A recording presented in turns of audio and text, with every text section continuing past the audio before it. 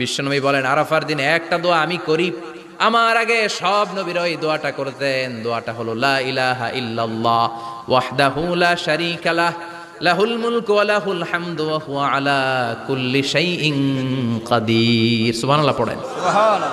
মুখস্থ আছে না দোয়াটা? এটা পড়বেন। বিশ্বনবী আরাফার ময়দানে এই দোয়াটা পড়তেন। তাহলে বোঝা গেল বছরের সব দিন সমান না।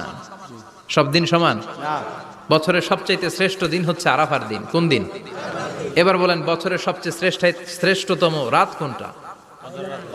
কদরের রাত। ইন্না আনজালনাহু ফি লাইলাতিল কদর। ইন্না আনজালনাহু ফি লাইলাতিল কদরি ওয়া মা আদরাকা মা লাইলাতুল কদর।